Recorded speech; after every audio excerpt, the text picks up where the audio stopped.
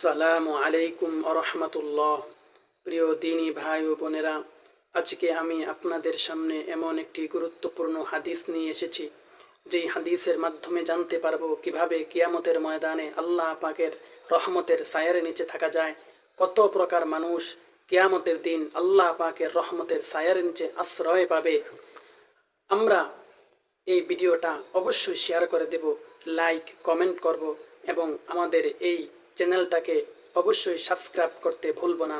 তো বন্ধুগণ, কথা আর বিলম্বিত নয়, চলুন আমরা জেনে নেই সেই 7 প্রকার লোক কারা। হযরত আবু হুরায়রা রাদিয়াল্লাহু তাআলা আনহু হইতে বর্ণিত, আমাদের নবীজি হাদি কুল ফখরে রাসূল ইমামুল আম্বিয়া সাইয়্যিদুল খলায়েক আহমদে মুজতবা মুহাম্মদুর রাসূলুল্লাহ সাল্লাল্লাহু আলাইহি ওয়াসাল্লাম ঘোষণা করেছেন, কিয়ামতের দিন ময়দান মাহশরে, যেদিন আল্লাহ পাকের রহমতের ছায়া ছাড়া আর কোনো ছায়া থাকবে না, সেই দিন সেই আল্লাহ পাকের রহমতের ছায়ার নিচে 7 প্রকার লোক আশ্রয় পাবে। সুবহানাল্লাহ! কত গুরুত্বপূর্ণ একটা আমল, কত গুরুত্বপূর্ণ একটা ফজিলতপূর্ণ আমল। হায়রে, যে কিয়ামতের দিন সবাই ইয়া নফসি বলতে থাকবে, সবাই ভয়ে কম্পিত থাকবে। সেই কিয়ামতের দিন আল্লাহ পাকের রহমতের ছায়ার নিচে 7 প্রকার লোক স্থান পাবে। আমরা অনেকেই তা জানি না, সেই 7 প্রকার লোক কারা। আমরা অনেকেই তা জানার চেষ্টাও করি না, সেই 7 শ্রেণীর লোক কারা। আজকের এই ভিডিওর মাধ্যমে আমরা অবশ্যই জেনে নেব সেই 7 প্রকার লোক কারা। সেই 7 প্রকার লোকের মধ্যে আমি অন্তর্ভুক্ত আছি কিনা, সেই 7 প্রকার মানুষের মধ্যেও আমি আছি কিনা, একটু আমরা হিসাব মিলাবো। আমি এই 7 গুণের গুণান্বিত হতে পারলাম কিনা, আমি এই 7 প্রকার গুণের অধিকারী হতে পারলাম কিনা। তাই বন্ধুগণ, জেনে নেই সেই 7 প্রকার লোক কারা। 1 নাম্বার, ন্যায়পরায়ণ বাদশাহ। 2 নাম্বার, ওই যুবক যে যুবক তার যৌবনে আল্লাহ পাকের ইবাদত করে। 3 নাম্বার, ওই ব্যক্তি যার দিল, যার অন্তর মসজিদের সাথে সংযুক্ত থাকে।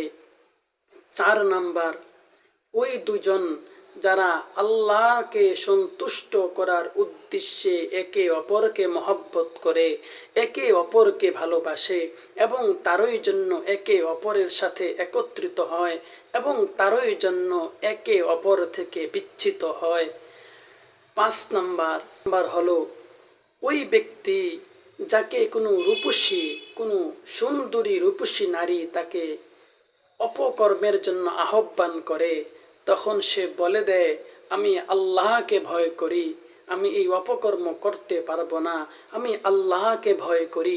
6 নাম্বার, ওই ব্যক্তি যে তার এত গোপনে দান করে, এত গোপনে সৎকা করে যে তার অপর হাতও টের পায় না সে কি দান করেছে।